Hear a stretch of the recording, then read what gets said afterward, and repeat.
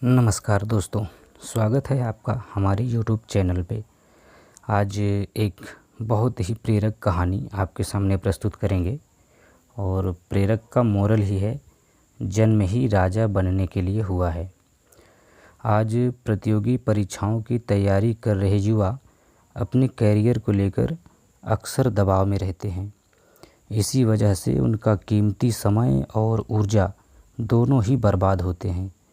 जब लक्ष्य कठिन होता है तो लाजिमी है कि दबाव भी ज़्यादा होता है और इस दबाव पर काबू करने के लिए स्वयं को लगातार प्रेरित करते रहना बहुत ज़रूरी हो जाता है।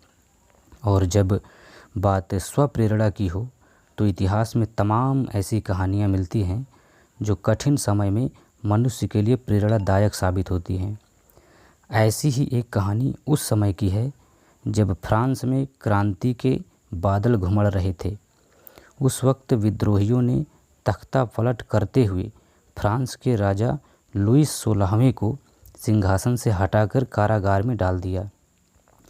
विद्रोहियों ने उनके पुत्र को भी नहीं बख्शा, उसको हिरासत में ले लिया और उसको नैतिक तौर पर भ्रष्ट किए जाने की भरपूर कोशिश की जाने लगी, ताकि वह उसका पुत्र कभी यह न जान सके कि भाग्य ने उसके लिए कौन सा शाही मुकाम तय कर रखा था।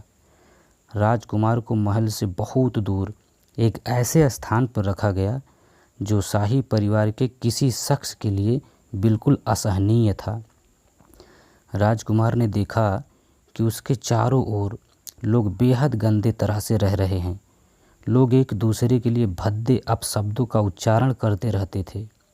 चारों ओर व्यभिचार का माहौल था।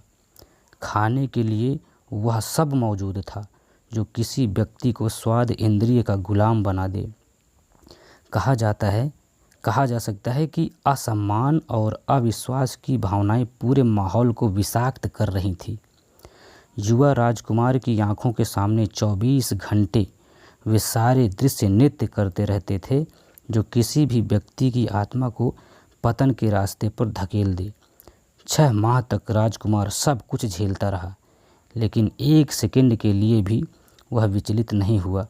अंत में थक हार कर विद्रोहियों के नेता ने राजकुमार को अपने पास बुलाया और पूछा, हे राजकुमार, पिछले 6 महीनों से तुम्हारे सामने वह समस्त चीज़ें उपलब्ध कराई जा रही हैं जो किसी भी इंसान को इंद्रिय सुखों की पूरी तरह तृप्त कर सकती है, लेकिन इन सुखों के आनंद की चाह एक बार भी तुम्हारे भीतर नहीं देखी गई। आखिर इसकी वजह क्या है? राजकुमार ने कहा, कदाचित आप सही कह रहे हैं, लेकिन मैं यह सब नहीं कर सकता था। दरअसल मेरा जन्म ही राजा बनने के लिए हुआ था।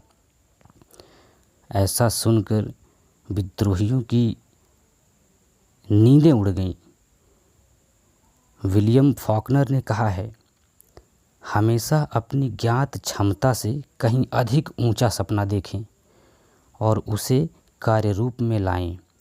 अपने समकक्षों अथवा पूर्ववर्तियों से बेहतर होने के लिए परेशान न रहें। स्वयं में सर्वश्रेष्ठ होने का प्रयास करें और यही सफलता का सबसे बड़ा मूल मंत्र है। तो आशा है दोस्तों कहानी पसंद आई होगी, और पसंद आई है तो वीडियो को लाइक कर दीजिएगा और अपने दोस्तों तक भी इस कहानी को शेयर करिए, और वीडियो पे नए हैं तो चैनल ज़रूर सब्सक्राइब कर लीजिएगा। मिलते हैं, तब तक